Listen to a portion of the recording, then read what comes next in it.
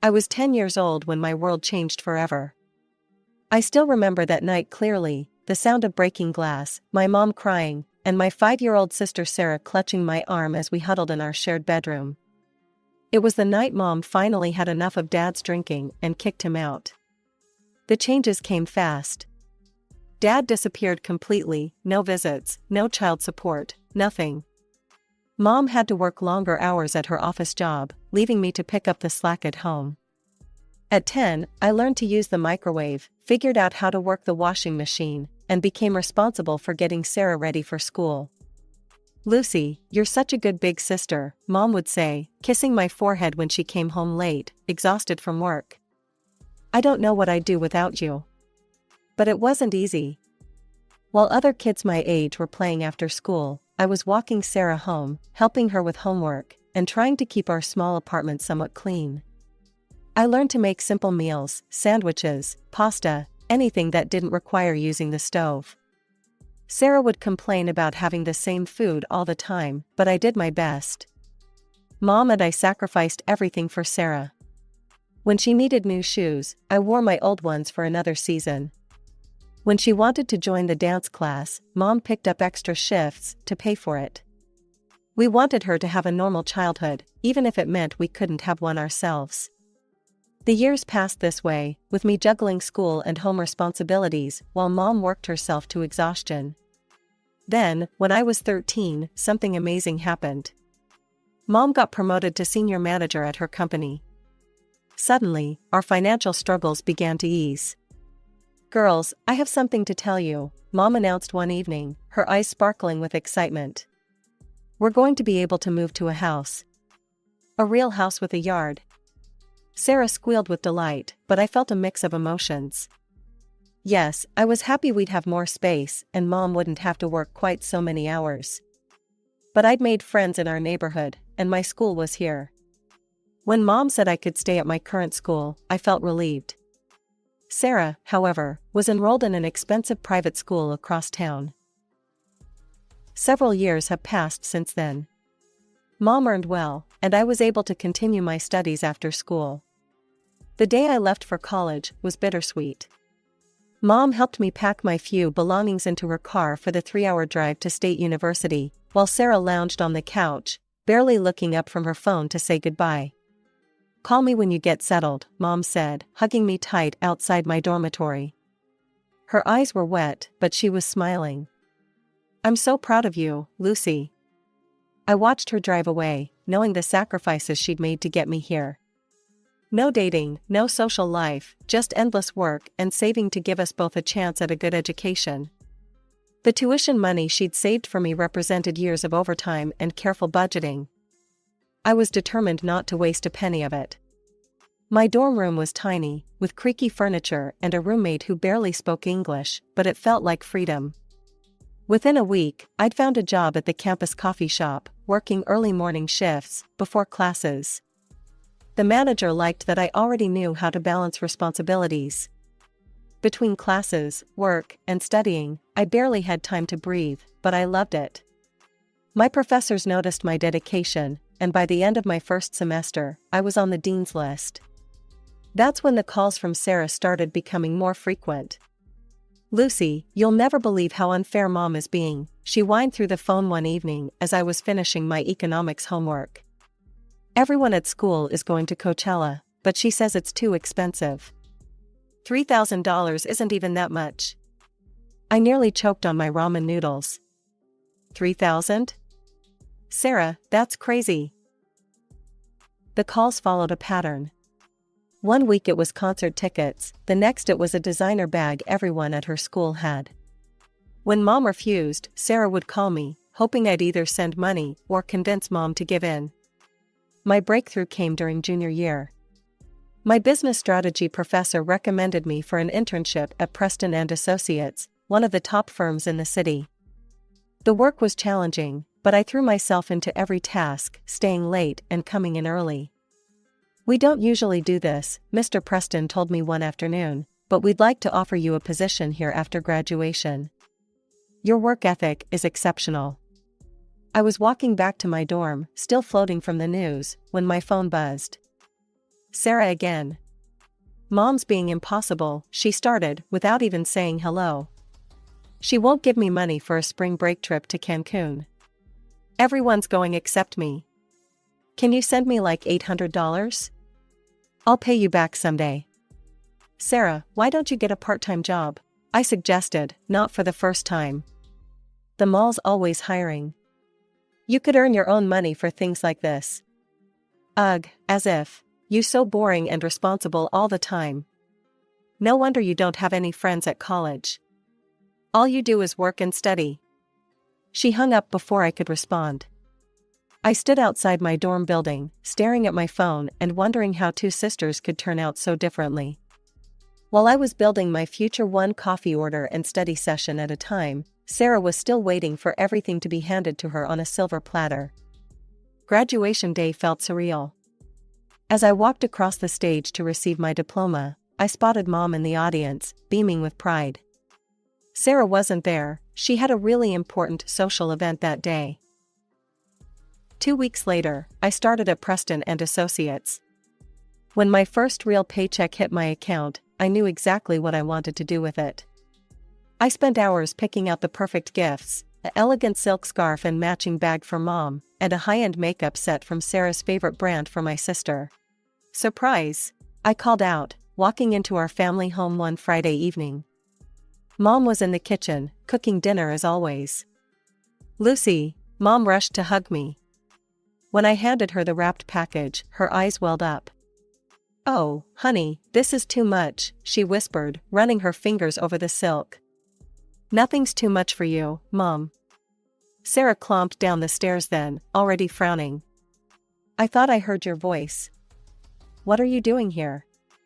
I brought you something. I handed her the beautifully wrapped makeup set. She opened it carelessly, ripping the paper. Oh, I actually wanted the other collection from this brand. You should have just given me the money, I would have bought what I actually needed. Sarah, Mom scolded, but I just shrugged. Some things never changed. Life moved quickly after that. I rented a small but clean apartment closer to work, determined to save enough for a down payment on my own place someday. At Preston and Associates, I threw myself into every project, staying late and coming in early. Within 6 months, I had my first promotion. Then came the call from Mom. I don't know what to do anymore, she sighed. Sarah's dropped out of college. Says it's not for her. Do you know how much money I've already paid for this semester? She says she's going to be an influencer. Keeps asking for money for camera equipment and designer clothes for her videos. Lucy, I'm still working 60-hour weeks to pay for all this. I tried talking to Sarah, driving to her favorite coffee shop where she was working on content. Oh my God, spare me the responsible big sister act. She rolled her eyes. Not everyone wants your boring corporate life. I'm building my brand. Mom gets it, even if you don't. But Mom didn't get it. She kept working overtime to support Sarah's influencer career, which seemed to consist mainly of shopping hauls and coffee shop photos. Then I met James. It was at my friend Maria's housewarming party. He was her colleague from the architecture firm down the street. Want to grab coffee sometime? He asked as the party was winding down. One coffee date turned into dinner, dinner turned into weekend trips, and before I knew it, a year had passed. When he proposed, it felt right. We moved in together in my rented apartment, planning to save for a house. By then, Sarah had her own place too, funded by Mom, of course. She'd gotten a job at an upscale boutique, though it seemed more about the employee discount than actual work. The call came on a Tuesday morning. I was in the middle of a presentation when I saw Mom's number flash on my phone. Something in my gut told me to step out and take it. Lucy? Mom's voice was small, unlike I'd ever heard it before. I need you to come to the hospital. The doctors, they found something. The next few hours passed in a blur. I drove the 3 hours to my hometown, my hands shaking on the steering wheel. Cancer, stage 3. Words like aggressive treatment and survival rates bounced off the sterile hospital walls while I held Mom's trembling hand. All I could think about was how small she looked in that huge hospital bed, this woman who had always been our family's foundation. Mom had to quit her job despite her protests that she could still work. Thankfully, her years of careful saving meant she had enough put aside for treatment. She'd always been preparing for some unnamed future emergency. I just never imagined it would be this. The first rounds of chemotherapy were brutal. I'd drive to Mom's house after work, help her to the bathroom, make dinner, and try not to let her see me cry as more of her hair fell out.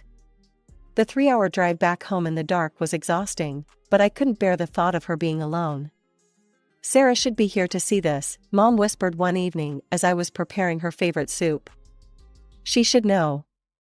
I called Sarah that evening on my drive home. Mom's asking for you. I'm really busy right now, Lucy. I've got this collaboration coming up. She has cancer, Sarah. She needs both her daughters. A long pause.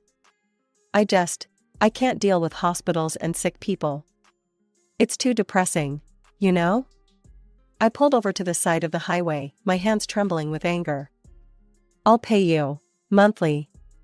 Whatever you're making at the boutique, I'll match it if you'll help take care of Mom when I can't be here.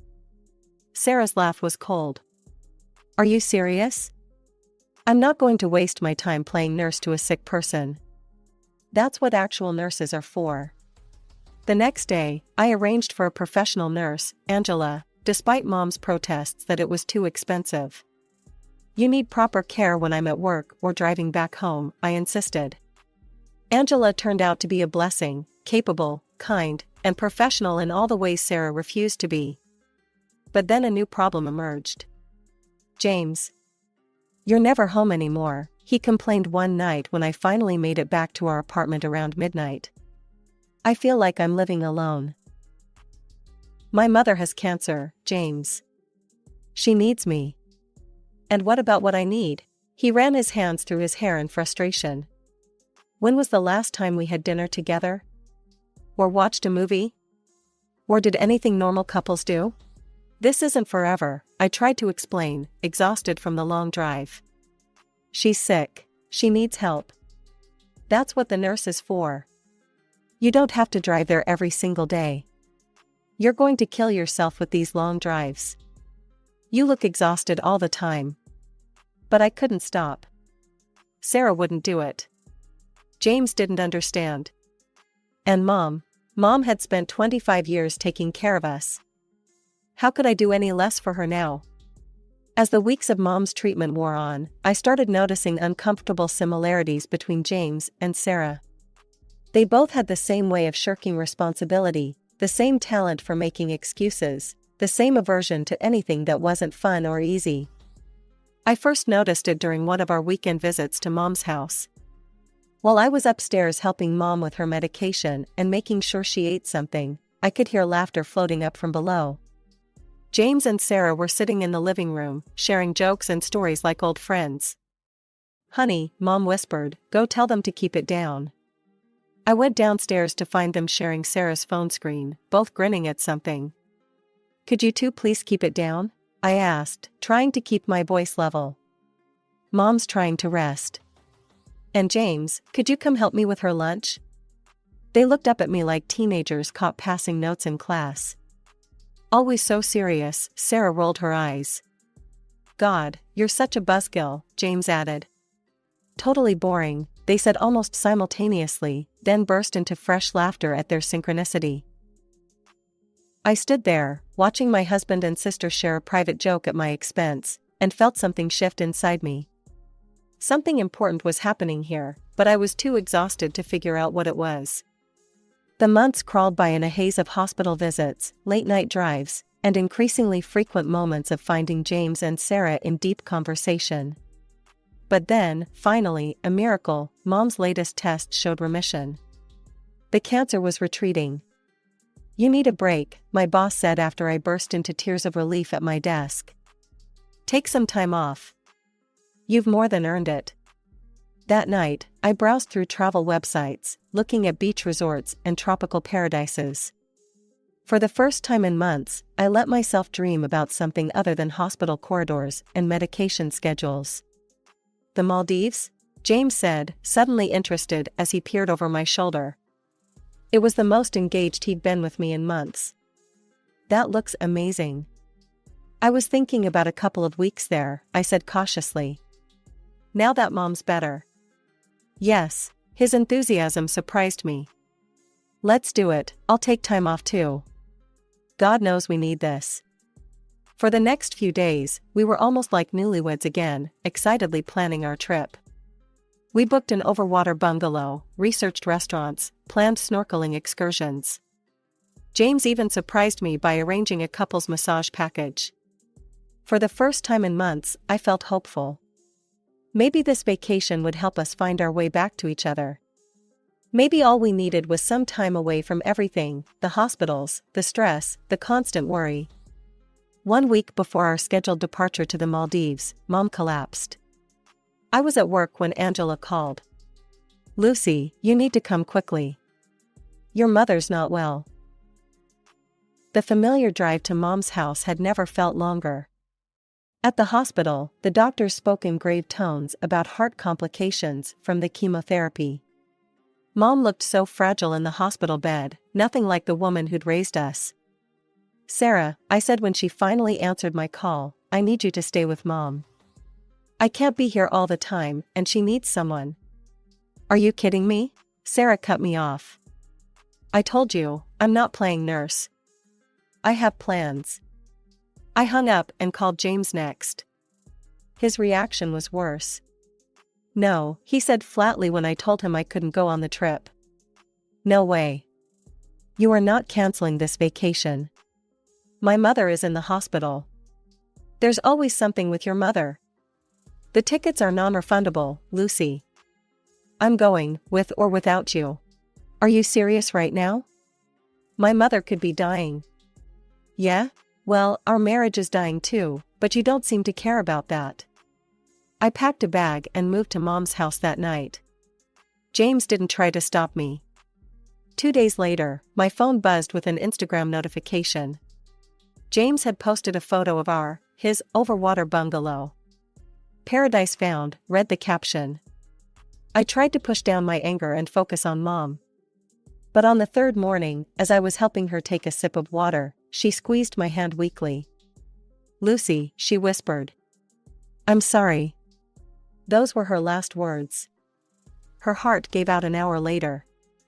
The world stopped making sense. I moved through the next few hours in a fog, holding her cold hand until the doctors gently pulled me away. My calls to James went straight to voicemail. Sarah's phone just rang and rang. I sat alone in Mom's quiet house, surrounded by sympathy casseroles from neighbors, trying to plan a funeral for the woman who'd given everything for us. The funeral home needed decisions. The obituary needed writing. But my husband was gone, and my sister was nowhere to be found. In desperation, I called Jenny, Sarah's best friend since high school. Jenny, have you heard from Sarah? I can't reach her, and Mom. Mom died this morning. The silence on the other end stretched too long. Lucy, her voice was small, guilty. I think you should know something. Sarah, she's in the Maldives. She's with James. They left together. I'm so sorry, Lucy. I should have told you sooner, but Sarah made me promise. I hung up before she could finish. With shaking hands, I opened Sarah's Instagram profile. There it was, a photo of a tropical sunset, posted an hour ago. The same view James had posted yesterday. I sat in Mom's favorite chair, in the house where she'd raised us, where she'd sacrificed everything to give us a good life, and tried to comprehend how my sister and my husband could do this. Not just the affair, that was bad enough, but to abandon us now, when Mom was dying? To be sipping cocktails in paradise while I planned our mother's funeral alone? The depth of their betrayal was almost as devastating as losing Mom. Almost. Mom's funeral was small and quiet. The chapel was filled with her coworkers, old friends, and neighbors, but the 2 empty seats in the front row spoke volumes. I delivered the eulogy alone, my voice somehow staying steady as I talked about Mom's strength, her sacrifice, her unconditional love. A week later, I was sitting in Mom's kitchen, surrounded by sympathy cards I couldn't bring myself to open, when I heard the front door unlock. Sarah's laugh floated in first, that familiar, carefree sound that now felt like a knife in my chest. Then James's deeper chuckle joined in. They strolled into the kitchen like they were returning from a casual weekend away, both golden-tanned and relaxed. Sarah had a new designer bag. James's wedding ring was gone. "Oh good, you're here," Sarah said, as if we were meeting for coffee. "We need to talk." James wrapped his arm around Sarah's waist, and I watched my sister lean into my husband's embrace. The casual intimacy of it made my stomach turn. "I'm filing for divorce," James announced, pulling a manila envelope from his bag. "Sarah and I are getting married." I stared at them, these two sun-kissed strangers wearing the faces of people I'd once loved. Without a word, I took the papers and signed them, using the pen Mom had always kept by the phone for writing grocery lists. "Great," Sarah clapped her hands. "Now, you need to get out of the house. It's mine now." I looked up from the divorce papers. "What?" "Mom always loved me best," Sarah said, examining her manicure. "Obviously she left everything to me. I mean, I was her baby. You were just there. God, she probably felt obligated to keep you around." I packed a small bag that night, taking only what I knew was undeniably mine. I couldn't stay in that house with them, watching them play house in the space where Mom had just died. Where she'd fought so hard to live. A week later, my phone rang. It was Mom's notary, Mr. Patterson, inviting me to the official reading of the will. When I arrived at his office, Sarah and James were already there, holding hands and whispering to each other like teenagers. Sarah shot me a triumphant smile. Mr. Patterson cleared his throat and began to read. "I, Elizabeth Marie Chen, being of sound mind, declare this to be my last will and testament." I watched Sarah's smile grow wider with each preliminary paragraph. Then Mr. Patterson reached the distributions. "To my eldest daughter, Lucy Chen, I leave my house at 1542 Maple Street, and all my savings accounts totaling $400,000. Sarah's smile vanished. "What?" "To my youngest daughter, Sarah Chen, I leave $50,000, with the hope that she will use it wisely."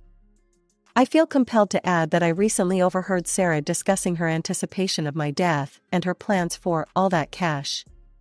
While this was painful to hear, it only confirmed what I already knew about both my daughters' characters. Sarah's face had turned an ugly shade of red. James was suddenly very interested in his shoes. Additionally, Mr. Patterson continued, "I have left a private letter for Lucy." He handed me an envelope. Inside was a single page in Mom's familiar handwriting. "My dearest Lucy, you have always been the strongest of us, even when you thought you weren't. You learned early what Sarah never did, that love means showing up, even when it's hard. Especially when it's hard. I'm leaving you everything because I know you'll use it wisely. As for Sarah, I'm leaving her enough to help her if she truly needs it, but not enough to hurt her. If she ever truly changes, truly grows up, you can help her if you choose to. But only if she earns it. All my love, Mom." I had barely finished reading Mom's letter when Sarah's scream echoed off the notary's office walls. "This is ridiculous. I'll sue you, Lucy. I'll take half of everything." Mr. Patterson adjusted his glasses calmly. "Miss Chen, the will is ironclad. Your mother had it properly witnessed and notarized 3 months ago, shortly after she overheard your conversation about her death. You don't have any grounds for contest." James stood up then, straightening his tie like he was preparing for a business negotiation. "Actually, I believe I'm entitled to half of Lucy's inheritance. We were still married when Elizabeth drew up the will, Anne." "Mr. Turner," Mr. Patterson interrupted, "I've been practicing law in this state for 30 years. Inheritance is not considered marital property here, even if received during marriage. You have no claim to any of it." I watched their faces as it sank in, they'd get nothing but Sarah's $50,000. No house, no savings, no easy path to the luxury lifestyle they'd been dreaming of while mom was dying. They left, but it wasn't the end. For weeks, James kept trying to contact me. Flowers delivered to my job. Lengthy emails about how he'd found clarity during our separation. Tearful voicemails about second chances. Sarah took a different approach. She alternated between threats of legal action and tearful apologies, depending on the day. "I'm your sister," she'd plead in her messages. "Family forgives." But mom had taught me that family means showing up when things are hard. Neither of them had shown up when it mattered most. Through mutual friends, I heard they'd moved in together, playing house with Sarah's $50,000. It lasted exactly 2 months before they imploded. Apparently, Sarah's spending habits and James's controlling nature weren't as compatible as they'd thought. They had a screaming match in a restaurant that ended with Sarah throwing her wine in James's face and him calling her a spoiled brat. I blocked them both on every platform, changed my phone number, and asked my friends not to give me updates anymore. Some stories don't need to be followed to their end. Now, 6 months later, I'm sitting in my kitchen, drinking coffee from her favorite mug. The house still holds her presence in every corner, but it's not painful anymore. I've repainted some rooms, rearranged furniture, made it mine while keeping the essence of her. Sometimes I wonder if Sarah will ever truly change, ever become someone mom hoped she could be. The letter said I could help her if she did. But that's not my responsibility anymore. For the first time in my life, I'm focusing on my own healing, my own growth, my own future.